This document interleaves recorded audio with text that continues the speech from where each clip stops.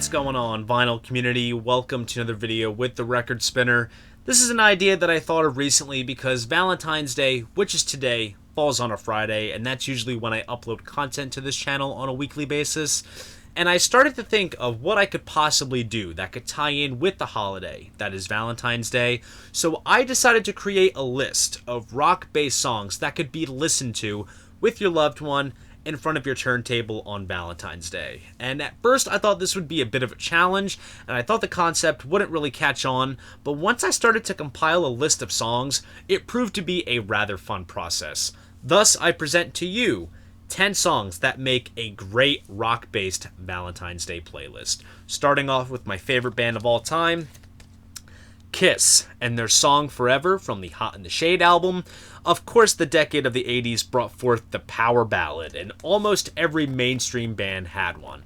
It was almost like a formula that you had to master in order to get a guaranteed hit single, and Kiss were no strangers to utilizing that formula, despite having success back in 1976 with the ballad Beth. And Forever proved to be one of the band's biggest hits. It was their first single to hit the top 40 since 1979's I Was Made for Lovin' You, and it gave them a bit of a push during their non-makeup period in terms of popularity. This song was definitely the height of that, and that is my first pick, Forever by Kiss. And next up is perhaps an obvious pick, and that is Queen's You're My Best Friend from the album A Night at the Opera. Now, this song was written by bassist John Deacon, who, despite being the most reserved and quiet member of the group, he was almost like a secret weapon because he would always churn out songs that would become Queen classics, such as I Want to Break Free, Another One Bites the Dust, and this particular song. It has a great swingy feel to it, and it features John playing the distinctive Wurlitzer electric piano part in the song, and it's just simply a great, easygoing, happy love song to come out of the Queen catalog. And of course, this list would have been sacrilege if a Beatles song wasn't featured, and out of all of the great Beatles ballads, I kind of dug deep and chose this one, and that is Long, Long, Long from the White Album. And this song is one of my favorite Beatles songs, as well as one of my favorite George Harrison songs.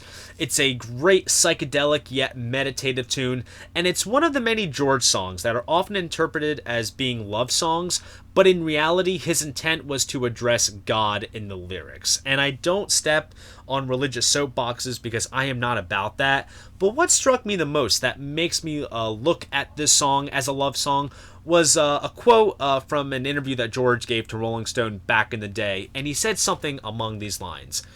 I think all love is a part of a universal love. When you love a woman, it's the God in her that you see, which I think is a rather wise observation. And then again, songs can often be interpreted differently to people of various degrees, and I simply look at this song as a great one about a love that was longing to be found. And next up is Follow You, Follow Me by Genesis from the And Then There Were Three album. Now, many will say that this was the song where Genesis sold out because they pretty much broke out of their traditional progressive rock roots, and they delivered something that was a bit more mainstream, followed a traditional pop song structure, and appealed to the female demographic to balance out the primarily male fan base Genesis had at the time. And I simply think it's a brilliantly crafted song, and it doesn't deteriorate the quality of this great progressive rock band.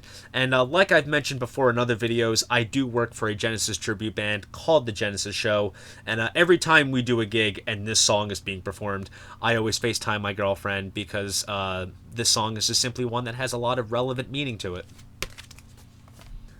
Now we are going to break into some interesting territory with some deep cuts and some uncharacteristic love songs that I think are fitting for this list.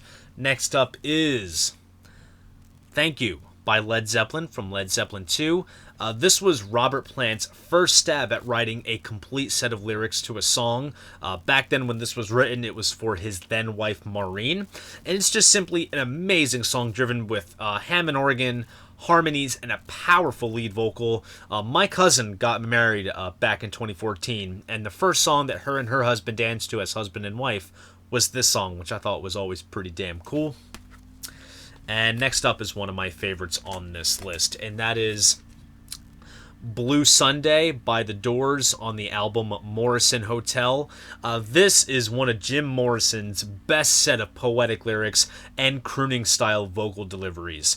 The band has always delivered a powerful, almost hypnotic sound with standards such as When the Music's Over and Light My Fire, but on this song, John Densmore breaks into a nice jazz groove on the brushes. Ray Manzarek brings in the swells of chords from his Vox Continental organ, and Robbie Krieger offers a nice electric flamenco guitar solo. It is definitely one of the great examples to come out of the Doors' softer side. And next up is I Want You Around by the Ramones from the Rock and Roll High School film soundtrack. Even though the Ramones are forever and always will be known as the greatest punk rock band, when they broke out the acoustic guitars, they really churned out some great songs, particularly on albums like Road to Ruin and End of the Century. And this song was just simply one of the new songs that found a place in the Rock and Roll High School movie and soundtrack. When I watched this movie growing up, the scene that this song was featured in was always one of my favorite parts of the film, where Riff Randall, or PJ Souls, puts on the record and lays on her bed, and then Johnny and Joey are playing the song in her bedroom. Marky is playing the drums in the backyard, and then Dee Dee is playing the song in the shower. I always thought it was the coolest thing. Now we go deeper with this next one, and that is Sweetness by Yes from their self-titled debut. This song marks the first collaboration between John Anderson and Chris Squire, and it's really a great product of the late 60s with wah-wah guitar, Beach Boys-esque harmonies, and Beatles-esque songwriting stylings. It's a great early Yes song that marks the beginning of this band's incredible journey, and it's just simply about that special someone that offers that bit of sweetness. And now we take a completely jump in terms of time frames from where most of this music originates from, and this is a song that is from a modern singer-songwriter, one that I have mentioned dozens of times on this channel, and that is Baby's Arms by Kurt Vile from his album Smoke Ring for My Halo. This is a great kind of airy, lo-fi-esque acoustic song from Kurt, simply stating how safe he feels in his baby's arms. His Neil Young finger-picking influence really shines on the song, and it's just simply a beautifully crafted, simple love song. Now, to cap this whole list off, is a rather odd and heavy entry, but this song is simply so damn cool. Are you ready for this one? You're never going to guess what I'm going to show. Sabracadabra by Black Sabbath from the album Sabbath Bloody Sabbath. The song title bears absolutely no relation to the lyrics, but this is as close as Sabbath got to doing a love song while staying true to their musical roots. It's a great driving groove with Ozzy going on about how he loves his lady and how he is happy that she is his. This song also has a great funky outro that features piano and synth work from Yes's very own Rick Wakeman, who was actually recording Topographic Oceans at the time that this record was being worked on. So there you guys go. Those are the songs that make up my rock-based Valentine's Day playlist.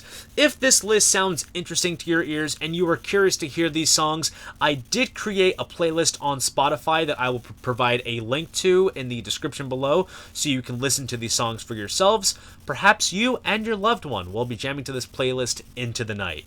So happy Valentine's Day, vinyl community. If you enjoyed this video, please go ahead, give it a like, and subscribe to the channel. See you guys in the next video, and most importantly, keep the record spinning.